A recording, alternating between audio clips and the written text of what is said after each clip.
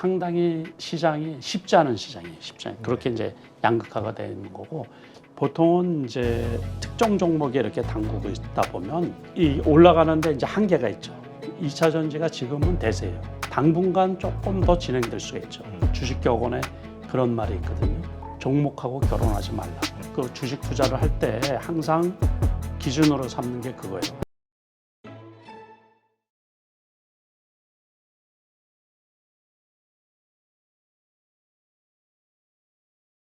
네, 오늘 모신 분은 정말 많은 분들이 좋아하시죠? 남석관 회장님 모셨습니다. 안녕하세요. 네, 안녕하세요. 네, 반갑습니다. 저희 뭐 댓글상으로도 이럴 때 우리 회장님의 그 뛰어난 촉, 감각을 좀 들어야 되는데 이런 댓글들이 막 달리더라고요.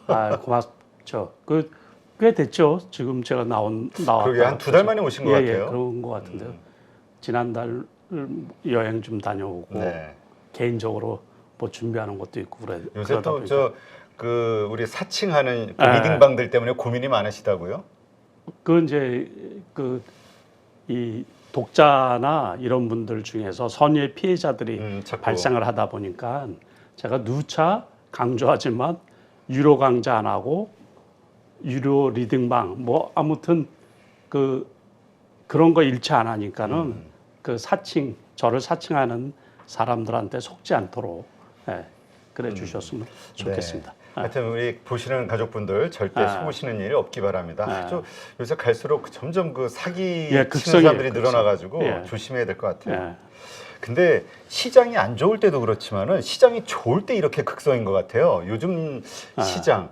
근데 지수는 올라가고 미국 시장도 그렇고 뭔가 계속 뭐 골디락스 얘기가 나오는데 한편으로는 또 요즘 그 퍼펙트 스톰 얘기가 나올 정도로 뭔가 좀 시장이 불안불안하거든요. 그렇죠. 그러니까 뚜렷하게 이제 보통 시장이 이렇거든요. 보통 시장이 이러는데 과거에 또 올 봄, 올 한 2월 달 같이 그 2차 전지가 올라가면 따라서 그냥 줄줄이 2차 전지주 관련 주식이 막 폭등을 한다든가 그런 장이 아니라서 그런 거예요. 그러니까 지수는 안 밀리잖아요, 지금. 그렇죠. 그래서 지수는 제가 봐도 요번에 이 코스피 기준으로 해서 2650까지 왔다가 2550포인트까지 떨어졌죠. 한 100포인트 정도. 그래서 단기적으로는 제가 한 2550이 바닥 정도 되고 2500까지는 안 가고 그 정도 조정을 받고서 다시 올라갈 거라고 예상을 했는데 그러다가 지난번에 또 이제 급등을 한번 시세를 보여주고 또 며칠 떨어지고 그러다 거기에다가 문제가 뭐냐면 개별주 종목으로 들어가면 변동성이 너무 큰 거예요. 개별 종목 변동성이. 그래서 그 트레이딩 하시는 분들도 제대로 그 트레이딩 하기가 수익 내기가 쉽지가 않거든요. 난이도가 참 큰 거죠. 이게. 큰 거죠. 되게 큰 거죠. 저 같은 경우야 원체 제가 트레이딩에 자신이 있는데 그럼에도 불구하고 수익 내기가 보통 쉽지가 않은 그런 장이거든요. 그러니까는 방금 전에 2차 전지 이제 말씀을 드렸지만 2차 전지도 다 같이 2차 전지라고 해서 올라가는 게 아니고 그 말 많은 그 에코프로라든가 포스코 퓨처엠, 포스코 홀딩스라든가 뭐 요런 식으로 이제 그 덩치가 큰 사이즈인데 개별 종목처럼 그런 게 급등을 하는 추세고 나머지들은 오히려 그 별 볼 일 없잖아요. 그러니까는 그 원래 그 2차 전지 3대장이라고 하는 삼성 SDI라든가 LG화학, LG엔솔 같은 경우는 정고점에서 한참 멀거든요. 그러니까는 삼성 SDI 같은 경우만 해도 지금 70만 원이 안 되니까 80만 원까지 80만 원이 고점인데 그러니까 다른 것들 에코프로 같은 거는 뭐 심지어 올 초에 비해서 9배 이런 식으로 9배, 10배 올랐다고. 9배, 10배 이렇게 상승을 했는데 삼성 SDI 같은 경우는 그 좋은 회사임에도 불구하고 그 60만 원에서 지금 68만 원대 하고 있으니까는 10% 조금 올랐나요? 10%? 그러니까는 그렇게 이제 이 종목이 그 집중화가 되어 있는 거예요. 집중화가. 그리고 그 2월, 3월 달에 같이 급등했었던 종목들, 소위 무늬만 2차 전지라고 했던 그 개별성이 있는 종목들은 여러 가지 사유가 있겠지만 다 어떻게 보면 그 슬럼화되어 있죠. 이게 우리가 전문 용어로는 표류한다고 그러거든요. 그러니까 그러다 보니까 투자자 입장에서는 양극화가 되어 있는 거예요. 네. 다시 말해서 그런 종목을 담은 투자자들은 장이 좋고 수익이 나 있는 상태고, 그렇죠. 그렇지 않은 투자자들 입장, 그러니까는 심지어 이제 일부 섹터 같은 경우는 코로나 이후에 그 지수가 꽤 많이 회복이 됐잖아요. 네. 그러니까는 그런데 그 혜택을 전혀 못 받고 오히려 역행하는 거죠. 지수가 게임주 같은 섹터나 뭐 이런 쪽에서는. 그래서 상당히 시장이 쉽지 않은 시장이에요. 쉽지 않아요. 그렇게 이제 양극화가 되어 있는 거고, 미국장 같은 경우는 나스닥 같은 경우 지금 14,000포인트가 넘었단 말이에요. 네. 그러니까 연초에 1,200포인트 정도까지, S&P 500 지수 같은 경우도 그 3,700포인트, 800포인트가 저점이거든요. 근데 지금 4,500포인트대까지 와 있거든요. 그래서 그러니까 스물럭스물럭하고 올라가는데, 미국장도 마찬가지예요. 나스닥 같은 경우도 주로 상승세를 이끄는 쪽은 엔비디아, 테슬라 아시다시피 테슬라나 이런 쪽하고 큰 사이즈 빅테크 업종이죠. 애플하고 메타, 또 넷플릭스 같은 경우도 상당히 많이 올라갔거든요. 거의 저점 대비 뭐 배 이상 올라갔죠. 전부 다. 그렇게 하다 보니까 지수는 좋은데 거기에서도 역시 마찬가지예요. 루시드나 리비안 같이 이류주들 있잖아요. 네. 그런 경우들은 완전히 오히려 그냥 그 고점 대비해서 거의 70%, 80% 마이너스거든요. 그 시장하고 우리 시장하고 거의 비슷해요. 그래서 일반 투자자들이 느끼는 게 체감도가 확 다르다는 얘기죠. 네. 아까 말씀드린.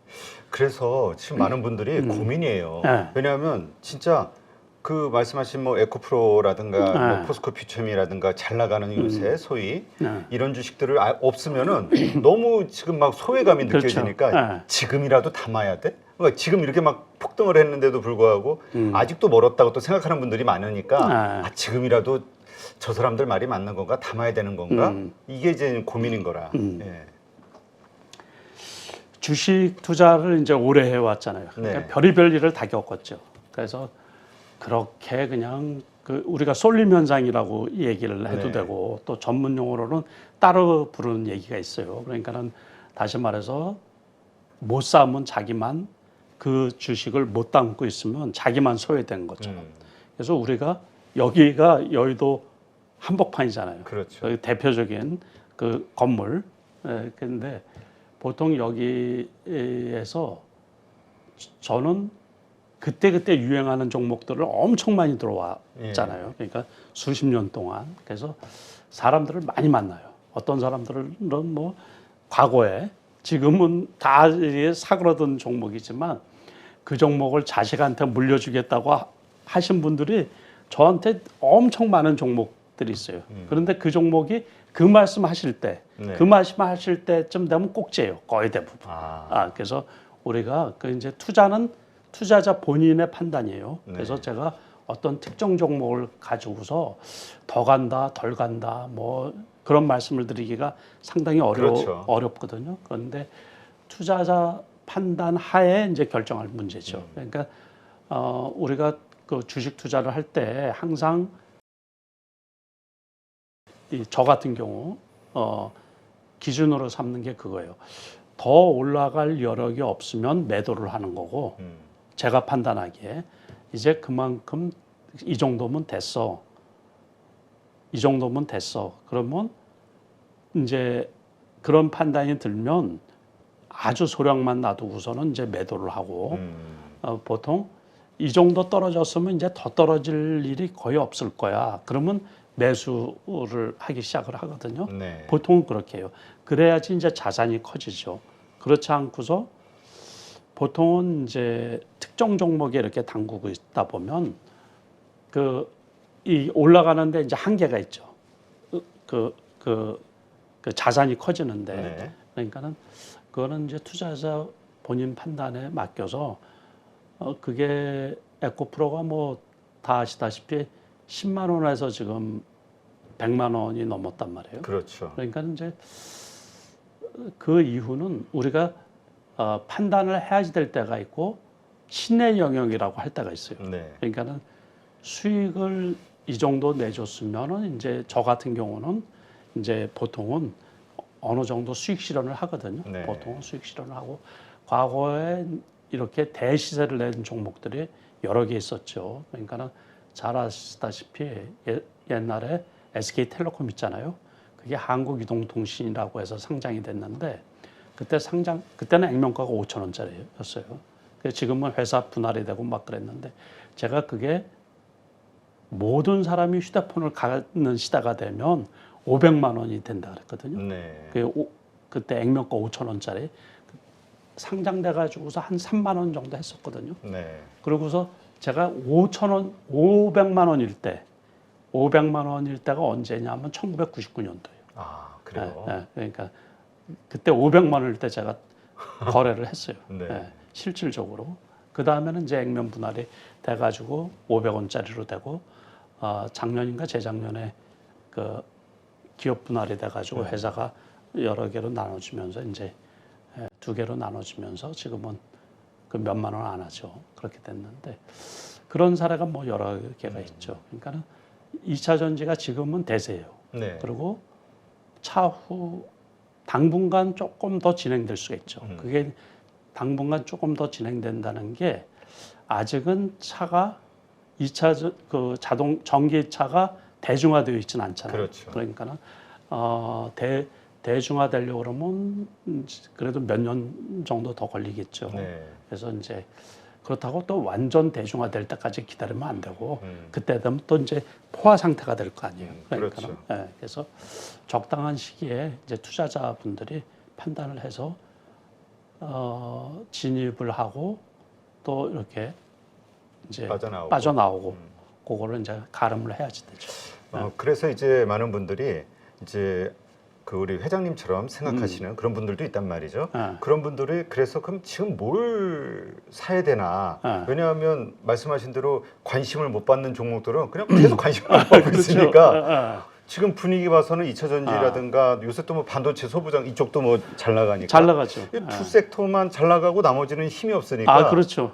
뭘 해야 되나? 그러니까 되는 쪽을 해야죠. 그렇죠. 그러니까 이렇게 가는 때는 주도주에 일단은 올라 있어야 되죠. 그렇죠. 되는 쪽을 해야지 되고 그래서 이제 초기에 진입할 때 잘해야지 되는 거거든요.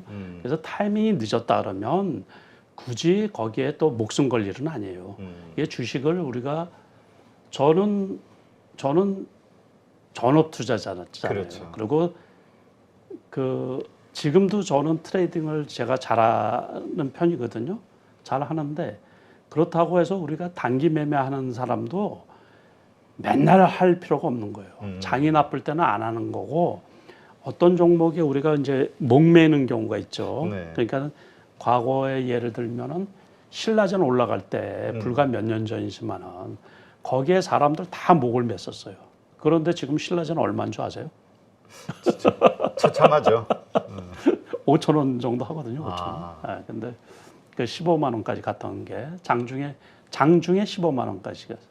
그 사이에 뭐 유상증자 이래가지고 지금 지표로 보면 조금 달랐는데 그 타이밍이 늦잖아요. 네. 진입한 타이밍이 늦으면 안 보면 스트레스를 안 받죠. 그냥 자꾸 기웃기웃 얼마나 기웃거리세요 하지 말고. 그래서 미련을 오래 갖고 있으면 중간치 올라갔을 때 그러니까 타는 게 중요한 거지. 미련을 그래서 우리 종목에 관한 그 격언이라 그럴까 주식 격언에 그런 말이 있거든요. 종목하고 결혼하지 말라고. 그래서 너무 그 종목에 얽매이다 보면 저는 이제 그 투자하는 자산이 일반 투자자분들보다는 금액적으로 좀 크잖아요. 네. 그러다 보니까는 어떤 종목으로 돈을 벌었느냐 그게 중요하지 않거든요. 전체적으로 제 자산이 늘었느냐 줄었느냐 그게 중요한 거죠. 총액 내 계좌가 뿌냐 안 뿌냐지. 그게 중요한 거죠. 이 종목을 가지고 얼마 벌었냐 이게 아니죠. 그게 중요한 게 전혀 아니에요. 그래서 이제 모든 투자자분들이 나중에 중요한 건 그거예요. 제가 과거에 우리가 이제 저는 이제 전업 투자자니까 월말 정산도 하고 연말 정산도 하고 그러거든요. 그러니까 연초에 수익이 잘 나요. 보통 월초 그리고 월 하루 갈수록 조심해야 돼요. 돈이 까먹어 버리는 경우가 되게 많아요. 손실이 나는 경우가. 그래서 그러면 꽝이잖아요. 그렇죠. 그러니까는 전업 투자자 입장에서는 월말 정산을 해야 되는데 월말에 마이너스가 난다든가 관리를 잘못한다든가 그러면 한 달 헛수고 한 거 아니에요. 그렇죠. 근데 그게 이제 넓게 보면 1년이 헛수고가 되는 게 연초 중반까지 돈을 잘 벌었다가 연말에 까먹어 버리면은 1년 헛수고가 돼 버리는 거거든요. 그래서 제가 과거에 그 코로나 전에 대면 강의를 많이 할 때 그럴 때는 연말에 꼭 강의할 때 그 물어보거든요. 투자자분들한테 올해 성적이 좋냐고. 그래서 그게 되풀이가 되는 거예요. 그래서 어떤 주식이든지 계좌에 돈이 뿌는 게 중요한 거예요. 돈이 불어나는 게 어떤 투자자든지. 그래서 어떤 종목에 그래서 제가 아까 말씀드린 것처럼 다시 앞으로 돌아가서 이 종목에서 내가 수익이 날 거냐라고 생각해서 수익을 낼 수 있을 가격이라고 하면 에코프로가 많이 올라갔더라도 투자를 하면 되는 거고 여기에서 나는 더 이상 수익을 낼 수 없을 것 같다고 생각을 하면 투자를 안 하는 거고 보유 종목을 매도하는 거죠. 그러니까 그거는 투자자가 판단을 해야 돼요.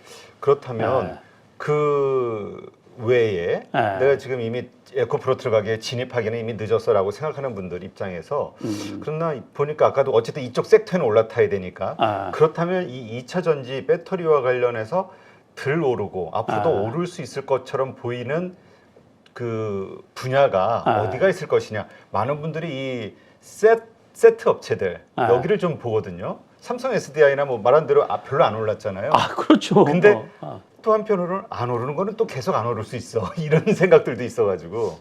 과거에도 그런 경우가 있었어요. 그러니까는 어떤 같은 섹터인데 이쪽이 열심히 올라다 보니까는 늦게 이 기업의 가치가 부각이 되는 거예요. 다시 말해서 그러면 왜 같은 이쪽은 완성업체고 이쪽은 주로 양극재 판매업체고 양극재 판매업체라는 것은 완성업체에 납품을 하게 마련이겠죠. 그렇죠.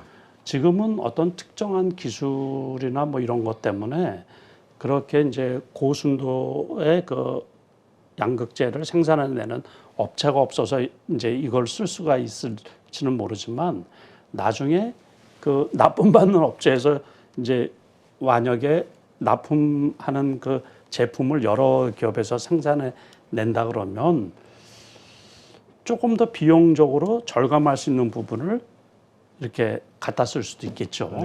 그러니까 이제 우리가 그런 것도 생각을 해야 되기 때문에 그것도 괜찮지 않나. 그러니까 이제 주식이 단순해요. 보면 삼성 SDI 같은 경우 지난번에도 저점이 66만 원대였었거든요. 지금 68만 원이에요.